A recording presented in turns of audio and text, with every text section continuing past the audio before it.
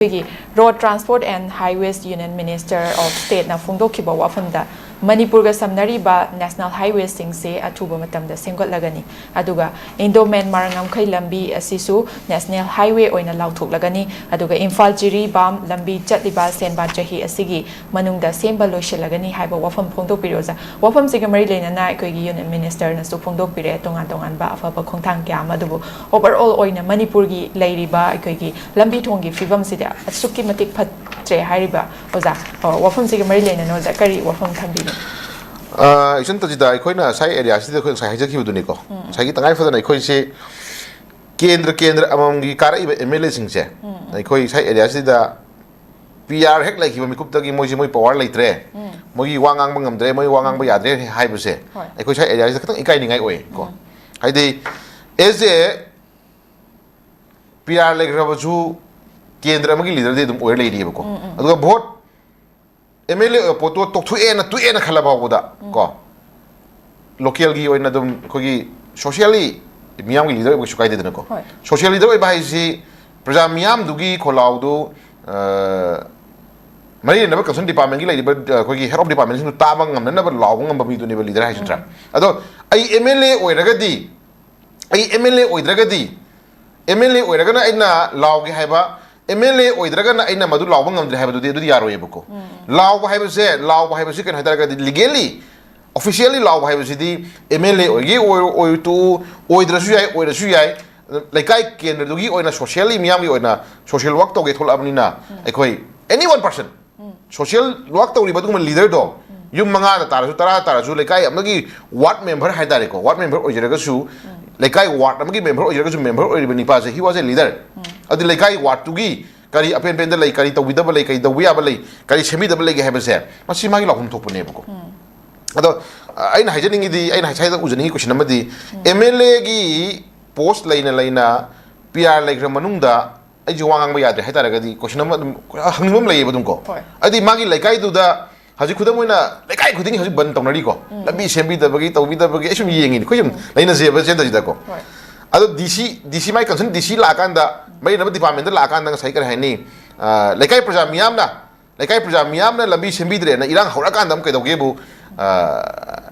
politically usala kanda ai nu sidab kangbu irang hobuni kana usmu zum johon biri bu ko ai haina laikai du irang hawk jingai mamangda laikai du irang tok jingai mamangda masamak si MLA mo ele rambadagi PR laikre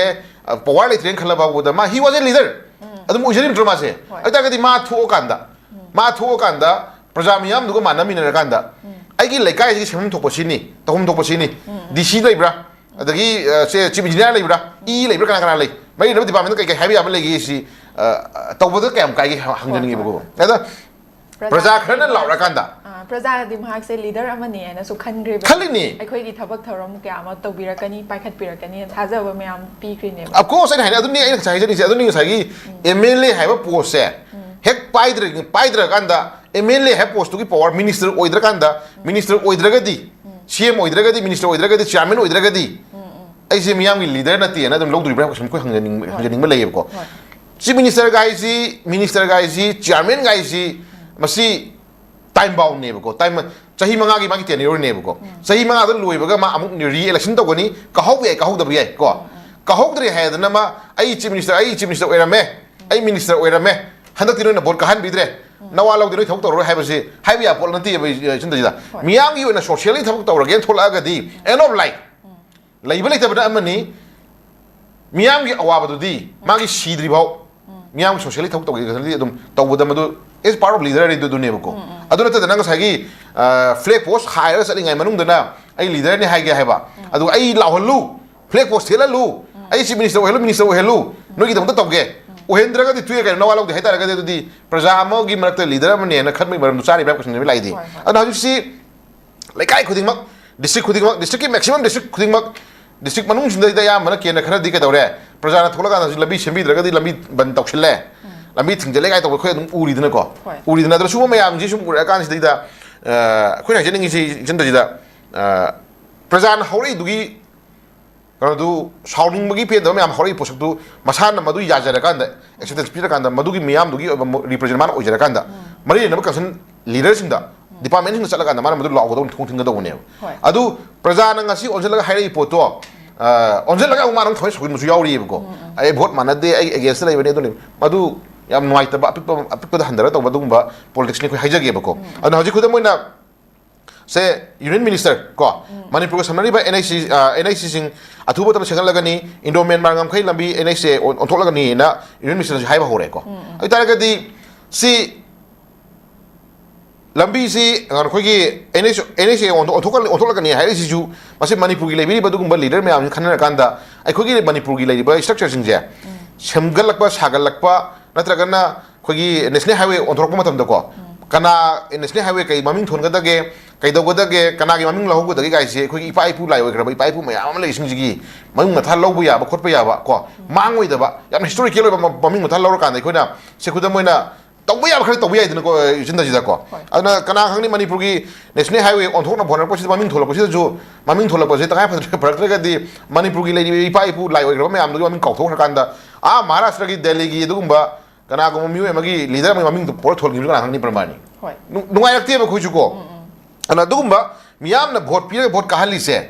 state sida da dugumba yam historical oiba ko naina rakuma tam da kawi yari da ba semlok sing yari da ba dugumba history na base to ko dugum yam lei hetare ko adugum yam ni promote tor kanda india gi manung da lei ba state sing je ngasi haryana na maharashtra na delhi na ko up na ngasi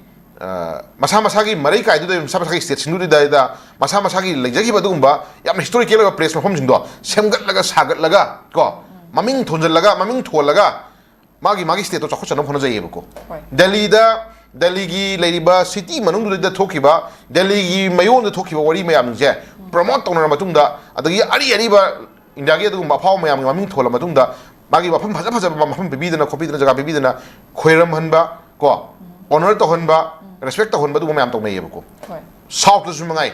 adu khoi manipur gi leijari state macha se sida su tangai fadana kaigoma any development amana ta kana kaigoma project ama kaigoma posa ma sangaba isdagi storm nung pa matam ta kana se national highway all ngani ga highway sing je all ko matam da ai khoi gi ipai pu gi wari leibak sigi wari me am to wiram badu mai ipai pu gi me am gi ba maming matha me am gi recall to khopira kan da khopira kan da kana gi maming thon ba ya ba le kana gi saktak ba ya ba le kana gi to ba ya ba le na khana bidre ba ko ona ta na suna kan da ngarang na sa ba refugee ku ki terrorist ngi ha khoi tiger road adagi German road ka tholaga sumda MLA khana khuba khu lei reba ko ram nuai te sugum jaduna sugumba union minister center gi level lusing basing na tarok development sing se warmly welcome tawi development gi khoi ka chukai de khoi dum tawiu semu saka pi ko ai jai ni ko adugi manung du da state ki lebi ba leader sing jinna madu coordination pan pi bi ra matung da thon ga doi maming do si thon biu adugi maming lomo tar si lobiu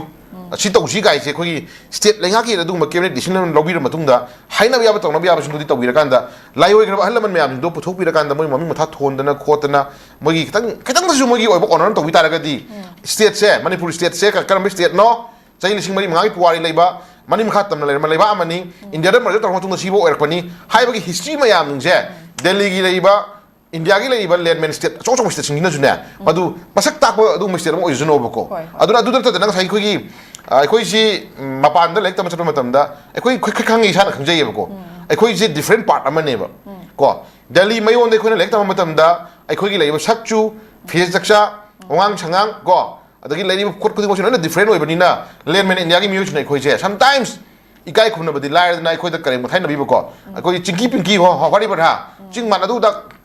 kare na bi le hai tare je kan to ado madumak tawi hai na khoi na sai mo khoi waro budi na te ba tawu tabu manipur ki history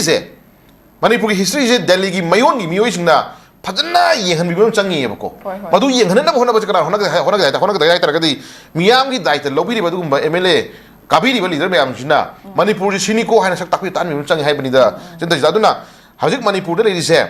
khoi isagi lam isagi khundaminari fur kunthra mari apik pa chok jati kunthra mari si sak tak na hona ba adugumba miyam gi leader ni le kangbu jingina silently lai thokra ngasi a delhi da ac room da phammaga mabuk nan nan da phamma kangbu jingdu na kare hana manipur gi wari dikhal amni kaino natra manipur history dikhal ni natra aduga khoi manipur gi aseng mai pai pu history liu haira ga di numin mangani changani tarani chang kun changane bako aduga delhi gi kana guma mabuk noiba masak khajaba pasha pai ba tawang amba miu amagi wari liu haira ga di khoi sai da ju ek ta bereng li ba kangbu yauri bne bako nunga hara poni ni la se aduna सिगुमगी system मैम मरम अखोद नुआइते अदुना union minister ना हजिक तंगाई फदना अखोगी नेशनल हाईवे खरा हजिक थुना सेमजनबा लोसना होनबगी प्रोग्राम प्रोजेक्ट से याम फै ममिंग थोरना होना जु याम फै को दु ममिंग थोरना मतम नेशनल हाईवे नंबर 4 वगैरह 2 वगैरह 3 वगैरह व्हाटएवर अमै थोनोरे नत्रा अदुगी नेशनल हाईवे नंबर थोरना मतम दा करी के दोबी आबा लेरिगे के दोबी आबा लेरिगे जु खन खन खन मतम ओइरे बको अदु नतना खोय आइना नेशनल हाईवे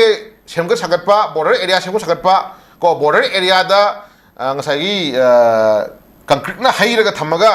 ngसागी खोय हार्ट सिटी हाइतारे को आइखोगी लैंडमैन सिटी प्रॉपर इम्फाल लगी ना किलोमीटर कुन कुनसा का लापा तरा कुन लापा एरिया अकोय बाय दारे रेडियस हाइतारे को सी अकोय बसिंग सिदा ngसागी लेखक चलगा लेबि ममी सिजु खोय नुआइतबा लेयेबको अदुना हजि खोय मसे खोय हाइबनसे दे